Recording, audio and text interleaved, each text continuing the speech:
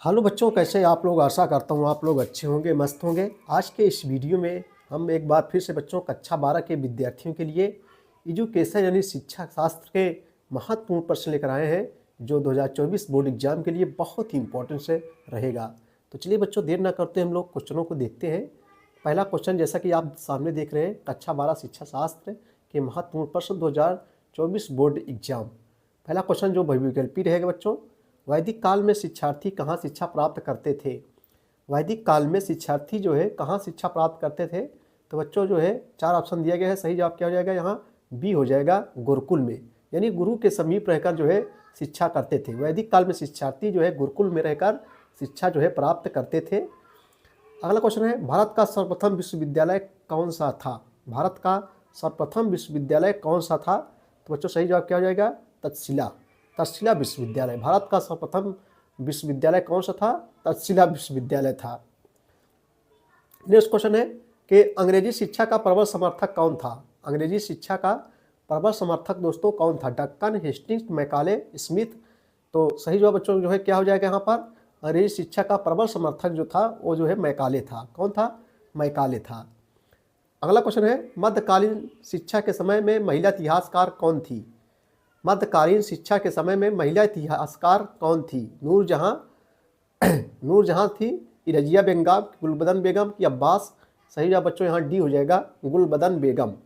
मध्यकालीन शिक्षा के समय में महिला इतिहासकार गुलबदन बेगम थी। अगला क्वेश्चन देखेंगे हम लोग, नवोदय विद्यालय खोलने की घोषणा किस शिक्षा नीति में की गई थी। नवोदय विद्यालय खोलने की घोषणा किस शिक्षा नीति में की गई थी दोस्तों। 4 ऑप्शन आपके सामने दिया गया है। आपका सही जवाब बच्चों क्या हो जाएगा, यहाँ सी हो जाएगा, राष्ट्रीय शिक्षा नीति 1986 ईस्वी में। अगला क्वेश्चन है, टैगोर द्वारा जो है स्थापित संस्था का नाम क्या है।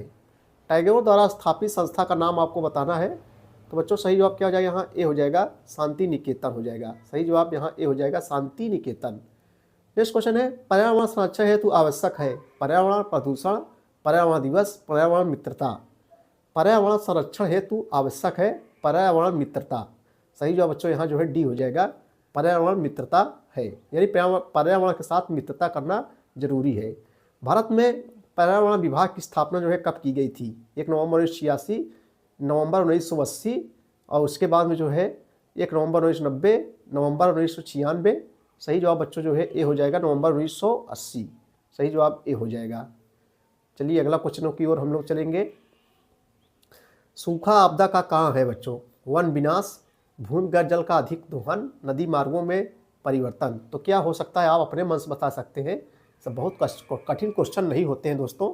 सूखा आपदा का कारण वन विनाश भी है, भूमिगत जल का अधिक दोहन भी है, नदी मार्गों में परिवर्तन, ये भी सही है।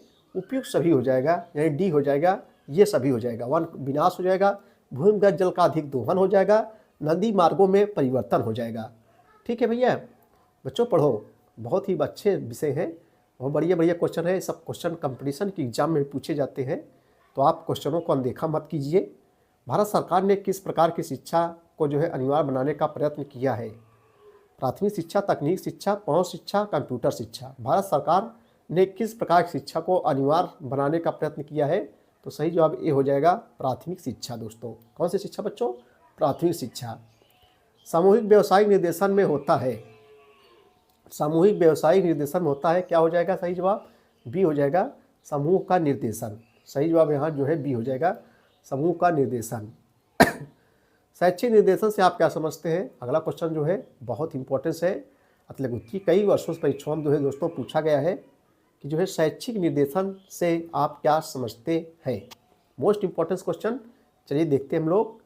देखो, शैक्षिक जीवन में संबंधित समस्याओं को हल करने के लिए दिए जाने वाले निर्देशन को शैक्षिक निर्देशन कहा जाता है।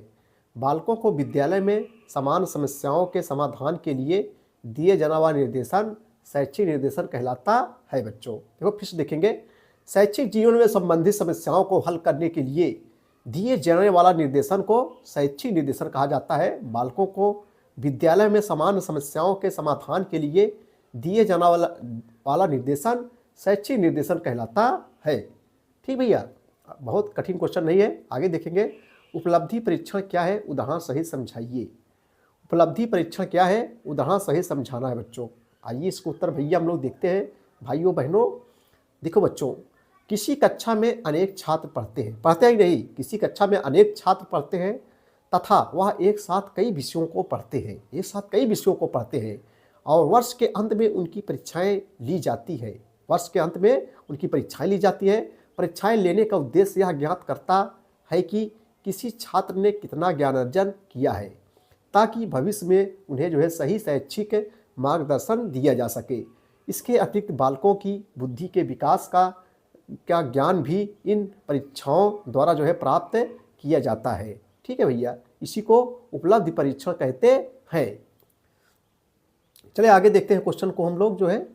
अगला क्वेश्चन है कि बुद्धि का स्वरूप स्पष्ट कीजिए। अगला क्वेश्चन है कि बुद्धि का स्वरूप स्पष्ट कीजिए।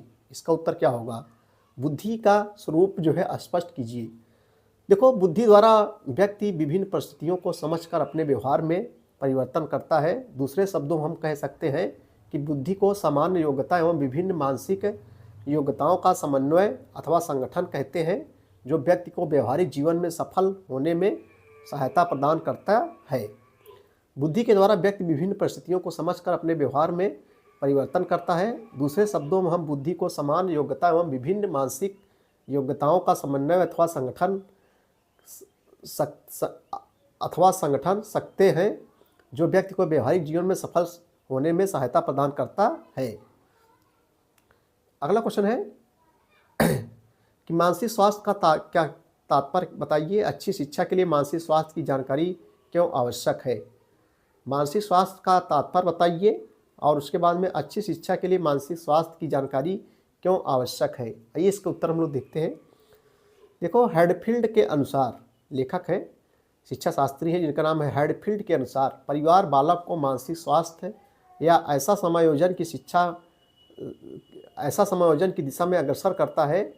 बालक के मानसिक स्वास्थ्य में माता पिता की भूमिका महत्वपूर्ण होती है। बालक के मानसिक स्वास्थ्य संबंधित तथ्यों में पारिवारिक भूमिका निम्न प्रकार की होनी चाहिए। नंबर 1, माता पिता का मानसिक स्वास्थ्य। बालक का मानसिक स्वास्थ्य संतुलन तभी स्वस्थ होगा जब माता पिता भी मानसिक रूप से स्वस्थ होंगे तथा बालक का जो है सहयोग करेंगे। नंबर 2, विकास की उत्तम दशा। हेडिंग डाल लेंगे हम लोग यहाँ से लेकर। देखो, 6 से 7 वर्ष की अवस्था में बालक में आत्मविश्वास, स्वतंत्रता और दायित्व की भावना का विकास होता है। यह तभी संभव है जब परिवार में इनके विकास की उत्तम दशाएं प्राप्त हो। ठीक है बच्चों, इसी को क्या कहते हैं? मानसिक स्वास्थ्य कहते हैं। तो बच्चों, ये थे मोस्ट इम्पॉर्टेंट क्वेश्चन कक्षा 12 के विद्यार्थियों के लिए शिक्षा शास्त्र के।